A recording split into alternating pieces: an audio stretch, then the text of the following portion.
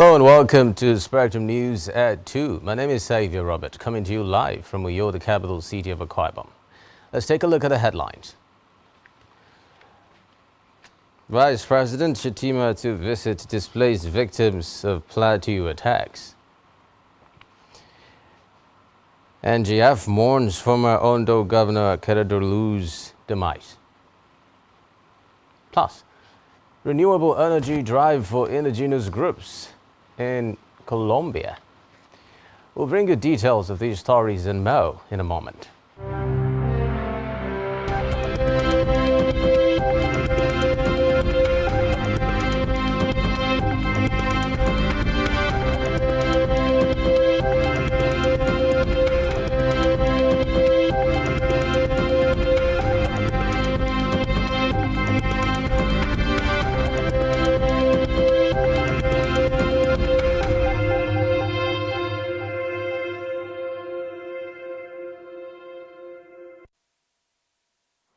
We'll begin this afternoon from the national scene where the Vice President Kashim Shettima is expected to visit displaced victims of Boko's local government area for an on-the-spot assessment of communities that were attacked by marauders in Plateau State.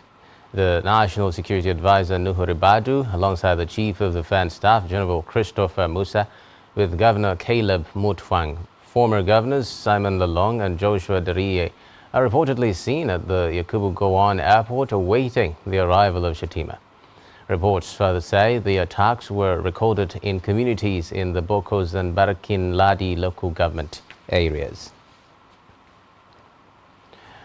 In a related development, the Speaker of the House of Representatives, Abbas Tajuddin, has condemned in strong terms the wanton attacks on communities within Bokos and Barakin Ladi local government areas of Plateau State on Christmas Eve. Abbas, who described the attacks as barbaric and heinous, said the deaths were too many, especially at this time. He noted with concern the trend of attacks by gunmen, bandits and other criminals who kill innocent Nigerians. The RAP Speaker charged the security and intelligence agencies to forestall further loss of lives and property in Plateau and other parts of the country. He also asked the security agencies to go after the perpetrators of the dastardly act, apprehend and prosecute them. Now from the legislature, the Senate leader Payami Bamidele has revealed that the National Assembly will pass the 2024 appropriation bill on December 30 to sustain the January to December budget cycle. He disclosed this at a session with journalists in Iyan Ekiti State, saying all federal lawmakers would have to cut short their holidays to ensure the speedy passage of the 2024 appropriation bill. Bamidele said to ensure the passage of the budget, the National Assembly abridged time to make all ministries, departments and agencies appear before the joint seating of all the relevant committees of both the Senate and the House of Representatives. Meanwhile, Bamidele has expressed concerns about the activities of economic saboteurs who were doing everything to keep exchange rates high against the Naira or trying to make the Naira unavailable to the people. Away from that now, the Central Bank of Nigeria, CBN, has affirmed the safety of funds in Nigerian banks, emphasizing the stability of the country's banking sector.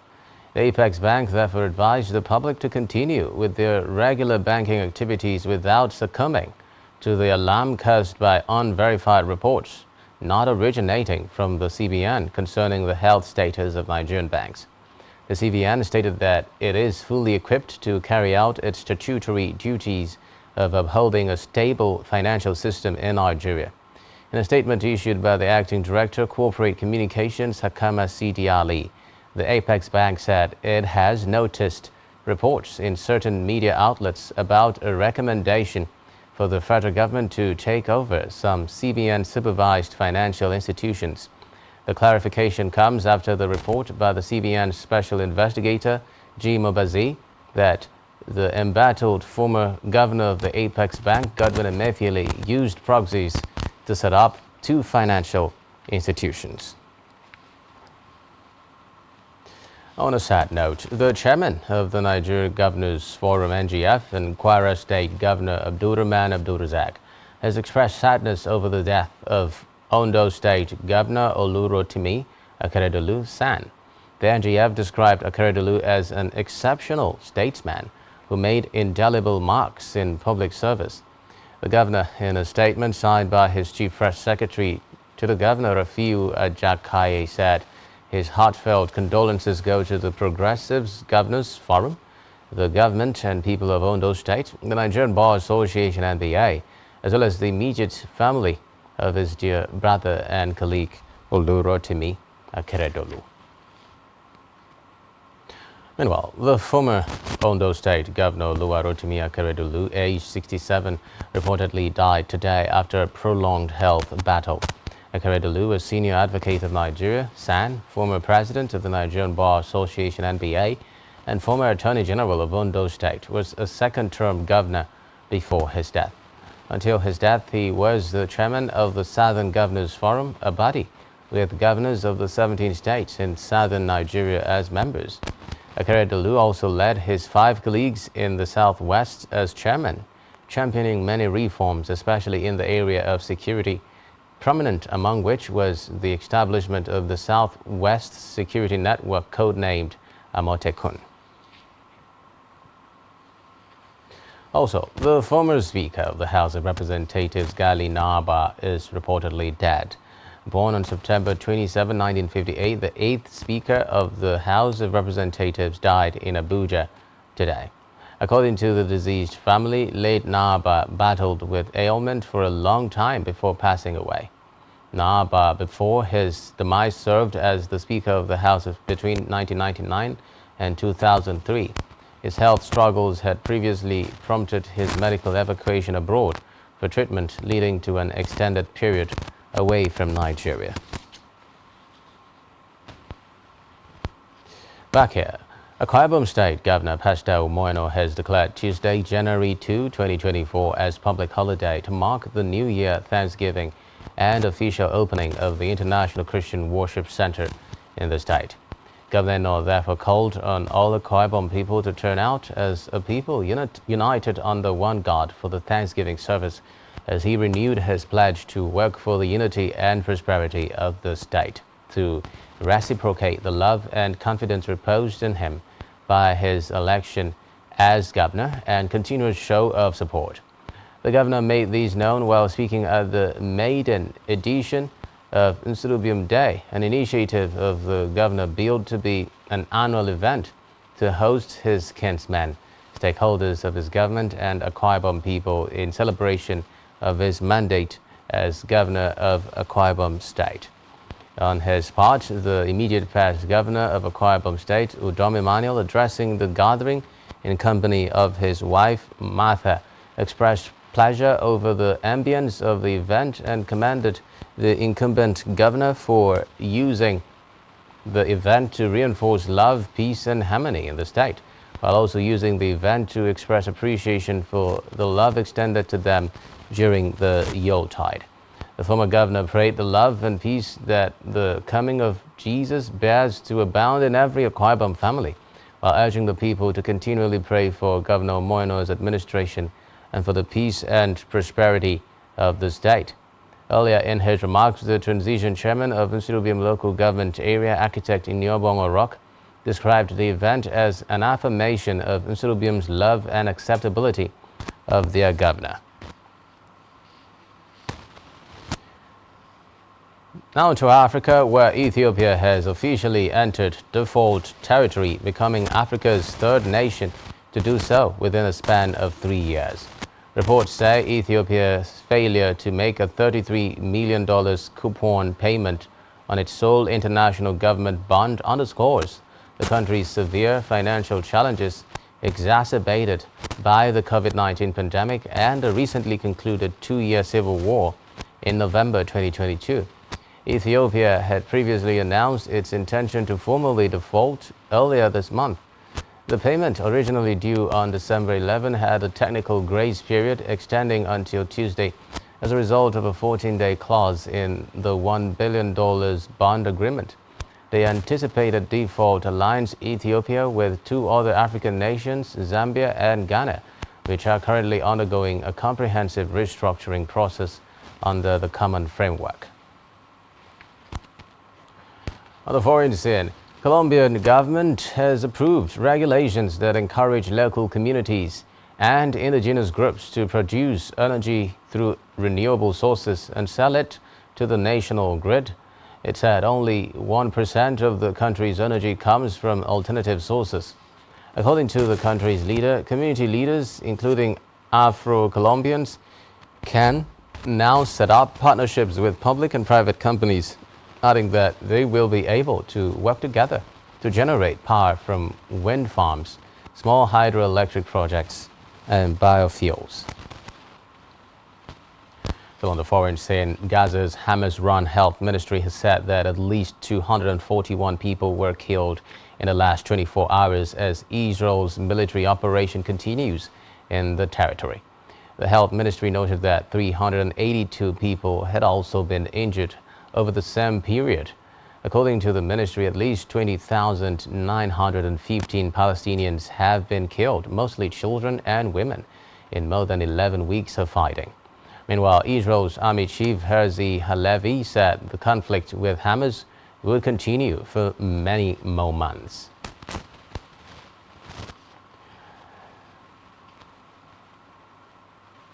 Still to come in the news.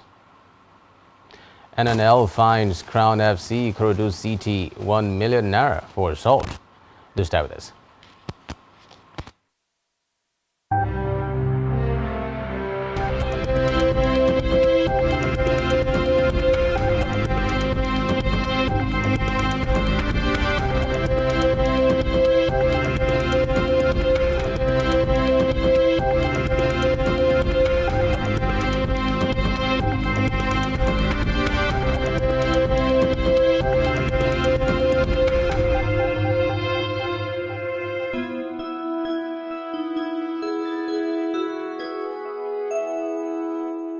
Season's greetings from Spectrum TV.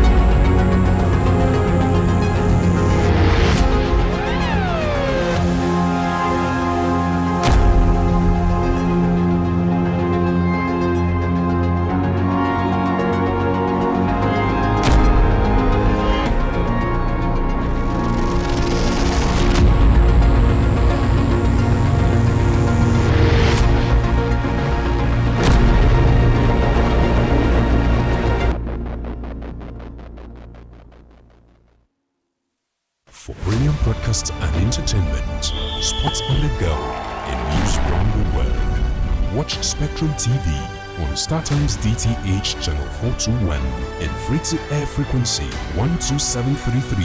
Visit our website, spectrumtvlive.ng. Spectrum TV, broadening your horizon.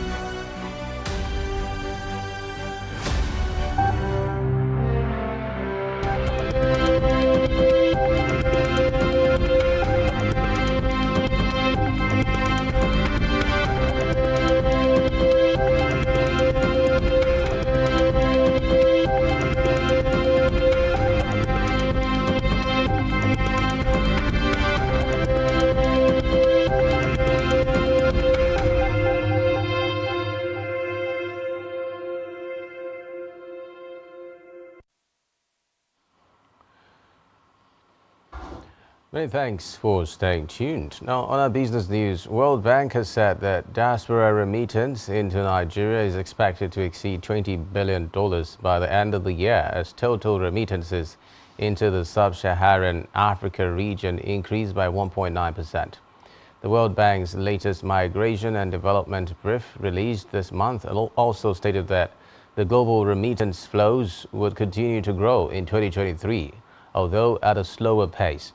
It was also revealed that fixed exchange rates and capital controls were diverting remittances to the region from official to unofficial channels. At the current official market rate of 885.88 naira per dollar, the expected total diaspora remittance is estimated at 17.717 trillion naira. Still in business, the National Bureau of Statistics (NBS) has revealed that the costs of intercity bus travel jumped by 61.27% in November when compared to the same period in the prior year. The NBS Transport Fare Watch report also indicated that the cost of intercity bus travel surged to 6,206 naira per drop in November, compared to the previous year's 3,848 naira. The report stated that the average fare paid by commuters for bus journey intercity per drop was 6,206 naira in November 2023, indicating an increase of 5.45% on a month-on-month basis compared to 5,885 naira in October 2023. However, on a year-on-year basis, it rose by 64.44% from 637 naira in November 2022. On to our health news, where medical experts have said that the importance of early diagnosis of scleroderma, an autoimmune disease also known as skin hardening, cannot be overemphasized, as it will help improve patient outcomes. They suggested that the sooner the disease is diagnosed, the sooner appropriate treatment can commence. They said scleroderma belongs to a group of diseases called autoimmune disorders. Now to sports, where the Nigerian National League (NNL) has fined Crown FC and Ikorodu City 1 million naira each for assault. Reports say the general manager of Crown FC, Olamide Ilupeju, encroached onto the pitch during the Week 5 fixture against Illusion FC to threaten and verbally assault the match official. The supporters of Ikorodu City threw missiles at the home team players and bench before the quick intervention of security agents. Both teams have been directed by the NNL to pay their fines on or before the next games of January 6, 2024. Still in sports, Detroit Pistons set a new record for the longest losing streak in a National Basketball Association NBA season after the Brooklyn Nets inflicted their 27th straight defeat. Detroit, who won 2 of their first 3 games of the campaign, were beaten 118-112 at home. In the fourth quarter, the Pistons, led by Cade Cunningham, who scored 41 points, held a 97-92 lead. But the Nets took control with 13 unanswered points, and Cameron Johnson top scored with 24 in their win. The Pistons will face the Boston Celtics, who have the NBA's best record in Detroit, on Thursday. Over now to entertainment news. Nigerian megastar Davido's 4th album, Timeless, has made a Rolling Stone staff's top 10 Afropop songs of 2023. His hit single Unavailable, featuring Musa, was ranked number 2 on the list, only behind the smash hit Water by South African sensation Tyler. Reports say Unavailable second place ranking on Rolling Stone's list is yet another pointer of the huge year Davido has had. Still on entertainment news, Funke Akindole's A Tribe Called Judah has recorded a 400 million naira gross in the cinemas nationwide in just 12 days. This is according to the official distributor of the movie, which made the announcement on Instagram. The record immediately makes A Tribe Called Judah, which has been in cinemas since December 15, 2023, the highest grossing title for the year 2023. Other titles including Merry Men 3, Orisa Kesari, The Kujus Again, and Something Like Gold, which follows closely behind it.